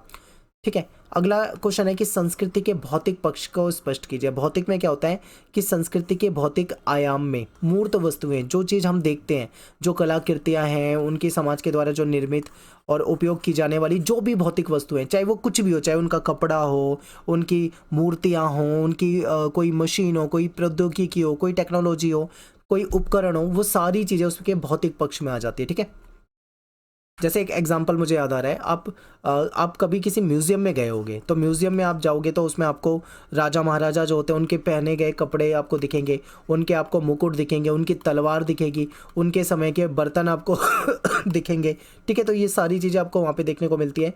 तो ये क्या है, वो उसके भौतिक पक्ष को दिखा रही है, ठीक है। आगे देखिए, अगला क्वेश्चन है कि निर्जातीयता विश्व बंधुता के विपरीत है, समझाइए। तो निर्जातीय केंद्रवाद और विश्व बंधुत्व, इसको समझ लेते हैं।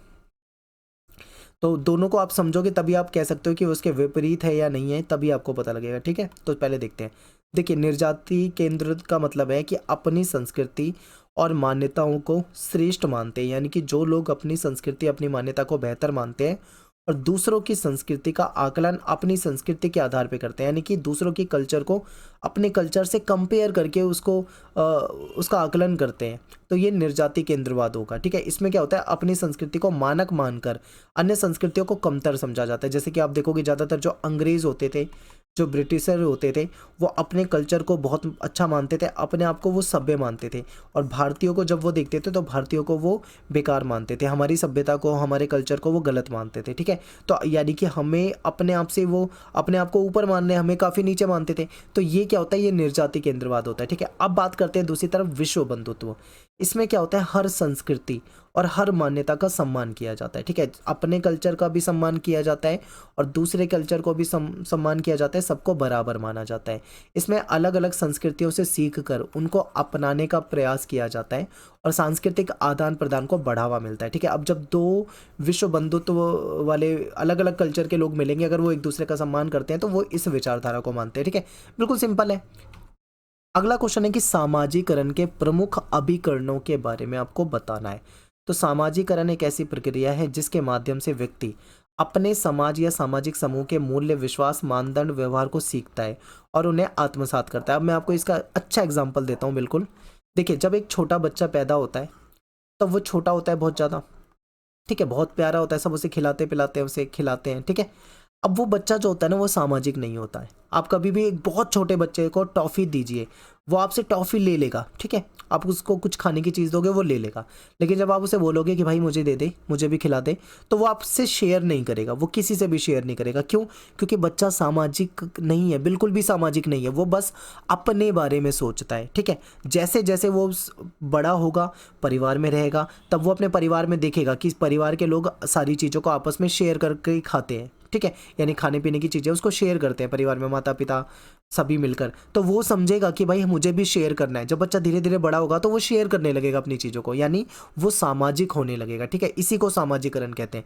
यानी जब हम अपने समाज में जाते हैं, समाज के जो नियम कायदे कानून है उसको मानते हैं, लोगों के साथ अपने विचारों को शेयर करते हैं, अपने दोस्तों के साथ अपनी चीज़ों को शेयर करते हैं, तो ये सामाजिकरण हो जाता है, ठीक है। यानी कि हम जिन व्यवहारों को सीखने लगते हैं, आत्मसात करते हैं, ये सब सामाजिकरण है। और यह किसी व्यक्ति की सामाजिक पहचान के विकास और उन्हें उनके सांस्कृतिक और सामाजिक परिवेश में एकीकृत करने के लिए बहुत ज़्यादा महत्वपूर्ण होता है। नेक्स्ट है हमारा सामाजिकरण के अभिकरण। अब देखो, सामाजिकरण के अभिकरण में सबसे पहले आ जाता है हमारा प्राथमिक संस्था। इसमें क्या, प्राथमिक संस्था में क्या आ जाएगा, आपका परिवार आ जाता है, ठीक है। यानी सबसे पहले अगर हम कहीं से सामाजिकरण सीखते हैं, सबसे पहले कोई बच्चा सीखेगा तो वो अपने परिवार से सीखता है, ठीक है।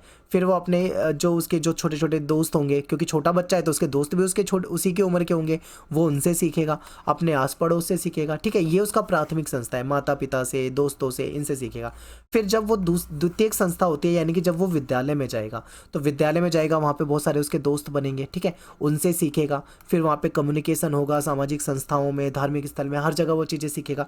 तो ये सब हमें सामाजिकरण सिखाते हैं, ठीक है। बात करेंगे सेकंड बुक का, चैप्टर हमारा फर्स्ट है, इसके इंपॉर्टेंट क्वेश्चन देखते हैं। सबसे पहला क्वेश्चन है कि सामाजिक परिवर्तन क्या होता है। तो सामाजिक परिवर्तन का क्या मतलब है, इसे समझते हैं कि सामाजिक परिवर्तन उन परिवर्तनों को कहते हैं जो समाज की संरचना या फिर संस्था या मूल्य, विश्वास, इन सब में समय के साथ आता है। समय के साथ आप देखते हो समाज में परिवर्तन आता है, संरचनाएं बदल जाती है, समाज की संस्थाओं में परिवर्तन देखने को मिलता है, ठीक है। तो ये सभी सामाजिक परिवर्तन है और ये समाज पर गहरा प्रभाव डालते हैं, ठीक है। आगे चलते हैं। नेक्स्ट क्वेश्चन है कि सामाजिक परिवर्तन के प्रमुख प्रकार कौन से हैं। तो इसमें कई प्रकार हैं, जैसे पहले नंबर पे है उद्विकास परिवर्तन। इसमें क्या होता है, धीरे धीरे और लंबी अवधि अवधि में होने वाला परिवर्तन होता है। ठीक है, मतलब जो परिवर्तन है बहुत धीमे धीमे होगा और बहुत सालों में होगा, कई वर्षों में होगा। दूसरा होता है क्रांतिकारी परिवर्तन। ये बहुत तेजी से होता है और अचानक से होता है और संपूर्ण समाज को प्रभावित करने वाला होता है, जैसे कि फ्रांसीसी क्रांति हो गई या 1857 की क्रांति को भी आप ले सकते हो, अचानक से हुई।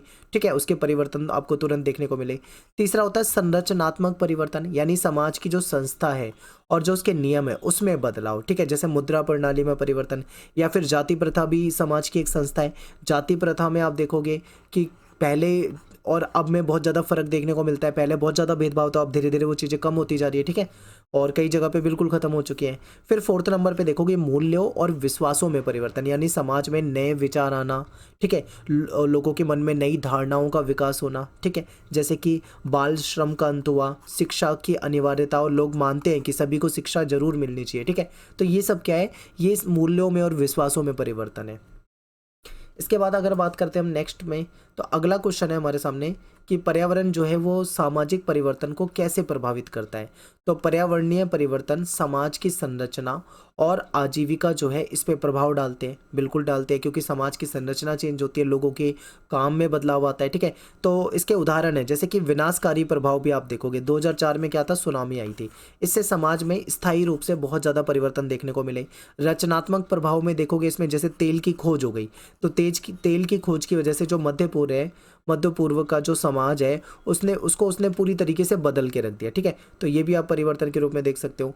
अगला क्वेश्चन है कि तकनीकी और आर्थिक परिवर्तन से समाज में क्या प्रभाव पड़ता है। तो जब तकनीकी और आर्थिक परिवर्तन होता है तो समाज में कहीं ना कहीं आप देखोगे औद्योगिक क्रांति, रेलवे, नकदी फसलों जैसे बदलाव जो है ये सब किसके कारण हो रहा है, ये सब टेक्नोलॉजी के विकास के कारण हो रहा है। अरे आर्थिक परिवर्तन के कारण ही हो पा रहा है। ठीक है, तभी तो औद्योगिक क्रांति हो पाई, तभी तो रेलवे आ पाई, तभी तो नकदी फसलें का यूज़ ज़्यादा होने लगा। तो इसने कहीं ना कहीं समाज को हमारे पूरी तरीके से बदल दिया। जब जब नई नई टेक्नोलॉजी आई तो उससे उत्पादन और आजीविका दोनों के साधन जो है कहीं ना कहीं उसने उसको आधुनिक बना दिया। ठीक है, अगला क्वेश्चन है कि राजनीतिक परिवर्तन किस प्रकार सामाजिक परिवर्तन को प्रभावित करता है। देखिए, युद्ध, क्रांति, स्वतंत्रता आंदोलन, ये सभी समाज में नई व्यवस्थाओं को स्थापित करते हैं।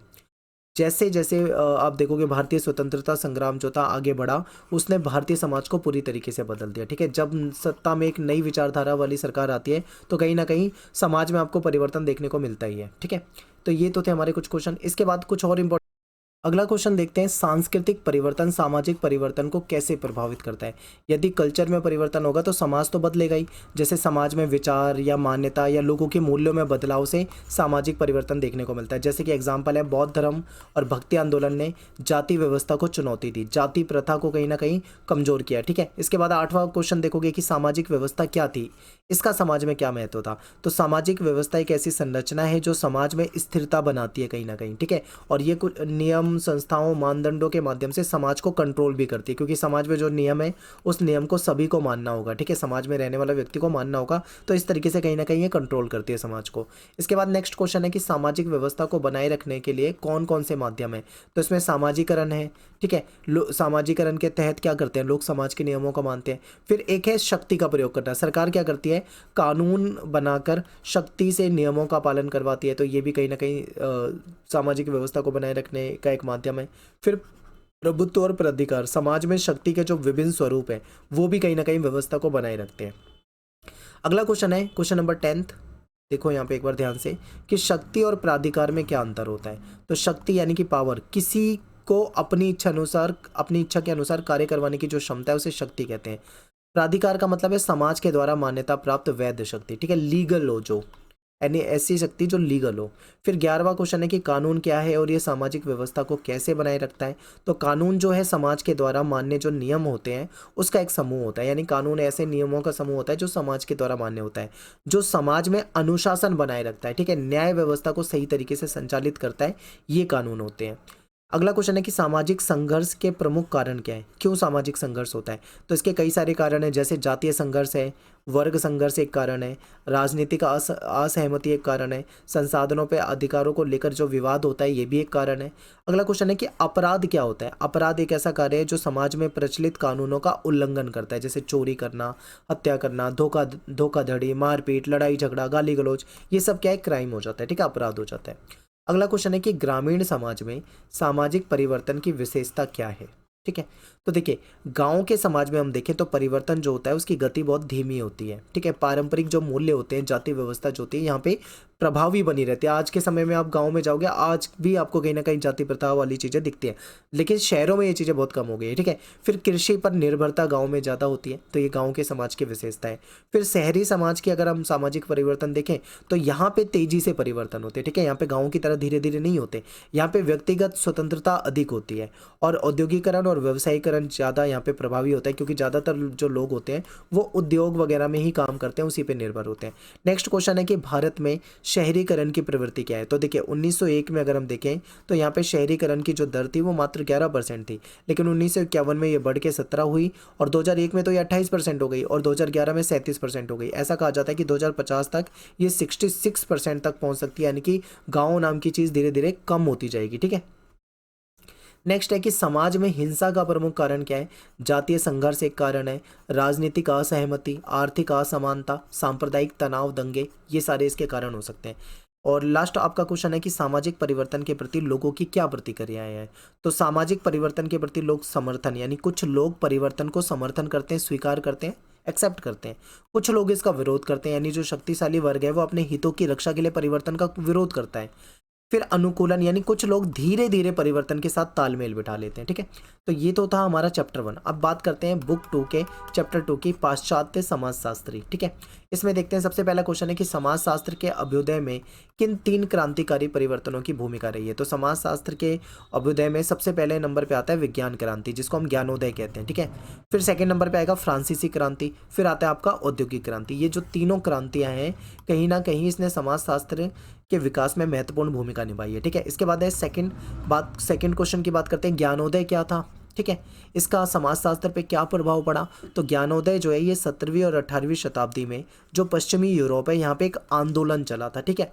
और इसने कहीं ना कहीं जो धार्मिक आस्था थी उसकी बजाय विवेक, बुद्धि, तर्क, विज्ञान, मानवतावाद को बढ़ावा दिया। आपको पता है, आपने हिस्ट्री में पढ़ा था कि किस तरीके से चर्च का रोल होता था, पादरी जो थे वो कैसे लोगों को बेवकूफ़ बना देते थे। और आपने वो जो डॉक्यूमेंट वगैरह के बारे में पढ़ा होगा, ठीक है, पाप स्वीकृति के बारे में पढ़ा होगा, और कैसे बताया जाता था कि पृथ्वी का केंद्र चर्च होती है, ठीक है, ये सारी चीज़ें। लेकिन बाद में जब लोग बौद्धिक रूप से समझदार हुए, ठीक है, अपने विवेक से काम करने लगे, तर्क वितर्क करने लगे, विज्ञान जब साइंस तरक्की करने लगी, लोग मानवतावादी विचारधारा से प्रभावित हुए, तो कहीं ना कहीं ज्ञानोदय शुरू होता है, ठीक है, एक आंदोलन के रूप में। इसने समाजशास्त्र के लिए वैज्ञानिक सोच और धर्मनिरपेक्षता की नींव रखी। व्यक्ति को समाज का केंद्र बिंदु मानकर अध्ययन करने की प्रवृत्ति विकसित होती है ज्ञानोदय के कारण। अगला क्वेश्चन है कि फ्रांसीसी क्रांति के क्या प्रभाव हुए। देखिए, फ्रांसीसी क्रांति से मानव अधिकारों की घोषणा हुई, क्योंकि आपको पता है इसमें समानता, स्वतंत्रता, बंधुत्व, इसके सिद्धांत की बात चली थी, यानी अब मानव अधिकारों को ज़्यादा महत्व दिया जाने लगा। फिर है राजनीतिक संप्रभुता, यानी व्यक्ति और राष्ट्र, राज्य के स्तर पर संप्रभुता की अवधारणा उभरने लगी, ठीक है। यानी कि अब क्या है, संप्रभुता होनी चाहिए, देश में जो शासक है, जो शासन है, उसको पूरा कंट्रोल होना चाहिए, जनता के साथ किसी प्रकार का भेदभाव नहीं होना चाहिए, ठीक है। ये सारी बातें सामने आने लगी। फिर जमींदारी व्यवस्था का अंत, यानी किसान जो थे उन्होंने कुलीन वर्ग के शोषण से इनको मुक्ति मिल गई थी। अब कुलीन वर्ग जो था, जमींदार वर्ग जो था, वो किसानों का शोषण किया करता था, तो अब ये वाला शोषण जो है खत्म होने लगा था। फिर नए गणराज्यों का उदय होने लगा था, ठीक है, लोकतंत्र की नींव हर जगह मजबूत हो रही थी, नए नए आधुनिक गणराज्य बन रहे थे, शिक्षा भी अब सब जगह पहुंचने लगी थी, सभी शिक्षा को ज़्यादा महत्व देने लगे थे, तो ये सारे प्रभाव हुए थे। अगला क्वेश्चन है कि औद्योगिक क्रांति क्या थी और इसका समाज पे क्या प्रभाव पड़ा। औद्योगिक क्रांति आप देखोगे 18वीं और 19वीं शताब्दी में यूरोप में और जो उत्तरी अमेरिका है यहाँ पे हुई थी। यहाँ पे क्या था, कृषि आधारित अर्थव्यवस्था को खत्म करके धीरे धीरे मशीन आधारित अर्थव्यवस्था में बदल दिया गया था। ज़्यादा से ज़्यादा उद्योग लगाने पे ध्यान दिया जा रहा था। ठीक है, अब इसका प्रभाव क्या होता है? इसका प्रभाव होता है शहरीकरण। ग्रामीण लोग काम की तलाश में नगरों की तरफ आने लगे, तो शहरीकरण होने लगा। ठीक है, फिर मजदूर वर्ग का निर्माण हुआ, क्योंकि जो लोग कृषि से परेशान थे, कृषि नहीं करना चाहते थे, जो दूसरे रोजगार में जाना चाहते थे, तो वो मजदूर और श्रमिक बन चुके थे। वैश्विक अर्थव्यवस्था, उत्पादन और व्यापार जो था वो एक देश तक सीमित नहीं था, एक देश से दूसरे देश में व्यापार होता था, तो व्यापार का अंतर्राष्ट्रीयकरण होने लगा था। पर्यावरणीय प्रभाव भी हुए। अब आप ये सोचो कि बहुत ज़्यादा उद्योग लगाए जाने लगे, पेड़ पौधे बहुत काटे जाने लगे, तो इससे कहीं ना कहीं प्रदूषण भी हुआ और संसाधन का बहुत गलत यानी बहुत अंधाधुंध इस्तेमाल भी हुआ। क्वेश्चन है कि कार्ल मार्क्स कौन था, उसका समाजशास्त्र में क्या योगदान था? तो कार्ल मार्क्स जो है एक जर्मन दार्शनिक है और ये समाजशास्त्री थे। इन्होंने समाज को वर्ग संघर्ष के बारे में बताया था। ठीक है, इन्होंने कहा था कि समाज में दो वर्ग होते हैं, एक तो ताकतवर वर्ग होता है जिसकी संख्या कम होती है, दूसरा वर्ग गरीब वर्ग होता है जिसकी संख्या ज़्यादा होती है। और ये जो मुट्ठी भर लोग होते हैं इनका शोषण करते हैं। एक समय ऐसा आता है कि ये सारे लोग इकट्ठा होकर इनको मारने पीटने लग जाते हैं और जो होते हैं, ये जो अमीर वर्ग गरीब वर्ग, ये खत्म हो जाता है और एक जैसा समाज हो जाता है। ठीक है, ये इनका पूरा मतलब इनकी एक थ्योरी थी। हम देखते हैं इनका क्या योगदान था। इन्होंने वर्ग संघर्ष का सिद्धांत दिया था। पूंजीवाद की ये खूब आलोचना करते थे। समाजवाद को ये बेहतर बताते थे। ऐतिहासिक भौतिकवाद के समर्थक हैं। ठीक है, इनकी कृतियों की बात करें तो द कम्युनिस्ट मैनिफेस्टो लिखा है, दास कैपिटल भी जो इन्हीं की रचना है। कार्ल मार्क्स के अनुसार समाज के विकास के चरण कौन से थे? तो ये कहते हैं कि पहले समाज जो होता है वो आदिम साम्यवाद है, फिर दासता आई, फिर सामंती व्यवस्था आई, फिर पूंजीवादी व्यवस्था आई और लास्ट में फिर समाजवादी रहेगा। ठीक है, इनका ऐसा मानना था। कार्ल मार्क्स के वर्ग संघर्ष के बारे में इसके प्रमुख तत्व क्या थे? इसमें देखो, इसमें समाज में वर्गों का निर्माण होता है उत्पादन के साधनों पर नियंत्रण के आधार पे। ये कहते हैं कि समाज में दो वर्ग होते हैं, एक होता है पूंजीवती वर्ग यानी कि जो मुट्ठी भर लोग हैं जो बहुत कम संख्या में है लेकिन सबसे ज़्यादा पैसा इन्हीं के पास है। दूसरा है सर्वहारा वर्ग जिसको मजदूर वर्ग या श्रमिक वर्ग कहते हैं। ये संख्या में बहुत ज़्यादा है लेकिन इनके पास पैसा बहुत कम है, तो ये वर्ग इसका शोषण करता है। ठीक है, और यही चीज़ें इससे परेशान होकर बाद में ये क्रांति कर देते हैं। ठीक है, ये बातें बताई है इन्होंने। एमाइल दुर्खाइम जो है ये कौन थे और इनका समाजशास्त्र में क्या योगदान था? तो ये समाजशास्त्र के संस्थापकों में से एक है। समाज को एक सामाजिक तथ्य यानी सोशल फैक्ट के रूप में देखा है इन्होंने। इनका क्या योगदान है? इन्होंने सामाजिक एकता पे बल दिया, धर्म का समाजशास्त्रीय अध्ययन किया, आत्महत्या का समाजशास्त्रीय विश्लेषण भी इन्होंने करा है। ठीक है, इनकी कृतियाँ कौन सी है? Division of labour in society इन्होंने लिखी है, the elementary forms of the religious life, ये भी इनके द्वारा लिखी गई है। फिर एक क्वेश्चन है कि मैक्स वेबर कौन थे, उनका समाजशास्त्र में क्या योगदान था? तो ये जर्मन समाजशास्त्री हैं। समाज के अध्ययन में इन्होंने अर्थपूर्ण सामाजिक क्रिया जिसको सोशल एक्शन कहते हैं इस पे बल दिया था। ठीक है, इनका क्या योगदान है? इन्होंने ब्यूरोक्रेसी का सिद्धांत दिया है और प्रोटेस्टेंट एथिक और पूंजीवाद का विकास किया है।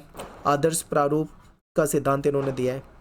इनकी रचना की बात करें तो the Protestant ethic and the spirit of capitalism इन्होंने लिखी है।